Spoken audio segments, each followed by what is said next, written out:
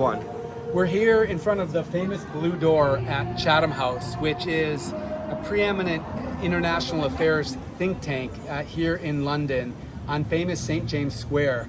Actually, kitty corner to this building is where President Eisenhower planned D-Day with the British Allies. A storied place. We just got done in conversation with the governor from Cross River State in Nigeria and the mayor of Miami. Champa, we've spent a lot of time this week together. You're the leader of the Under 2 Coalition. Just explain what that means. So the Under 2 Coalition is the world's largest global coalition of states and regions. So it was founded by California, and it includes that middle level of government between cities and national governments. But they often hold a lot of powers.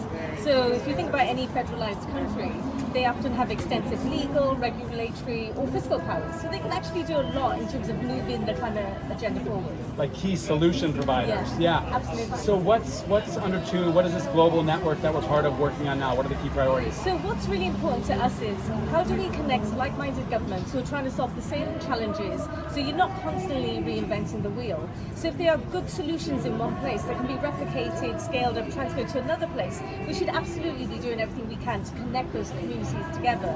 So part of our job is to bring those governments together and for them to share the solutions. So whether it's around reducing methane emissions, whether it's around creative carbon pricing, what are the things the governments are doing that can be easily transferred to other contexts? Yeah, and it's amazing. We've worked together for several years and have seen real progress in terms of just the substantive exchange of ideas.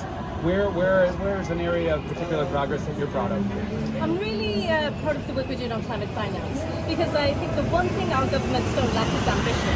You know, our state and regional governments, because they're at the front lines of dealing with climate impacts, are really having to think creatively about what can be done. So the ambition is there, the targets are there, the plans are there. What's often not there is the finance. So for us, it's really important, like how do we move capital to projects? Because the good ideas exist, they've been thought through, there are projects in pipelines, but the money is not getting to them. So what's really key for us is how do we bring in the finance sector? How do we bring in the private sector, insurance, pension funds, really think through the whole capital stack that's needed and get that money to the governments who are doing the implementation. And it's incredible, and Under 2 has literally been doing these different workshops continent by continent. Yes. And of course, we talked a lot this week about this all has to benefit people, and we have to connect the dots. I mean, climate change is having impacts across the world, but sometimes it's a little conceptual and a little long range.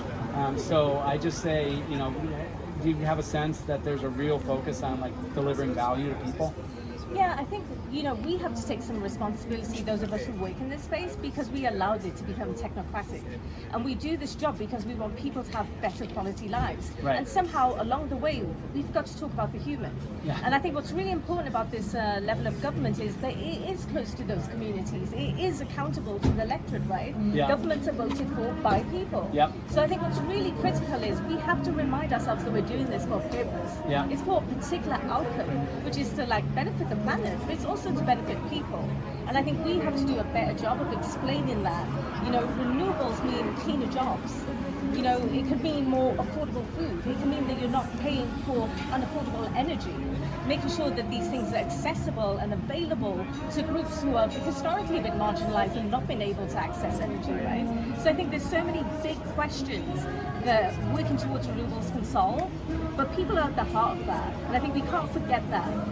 Well, huge thanks, you and your team. Pan around, because this is this incredible organizing team at the Under 2 Global Network. You put together these dialogues, these events, these milestone convenings this week. We've been doing it in multiple different languages with translators, really spread across this incredible city that's London. So just huge thanks for everything you're doing and you continue to do. Thank you.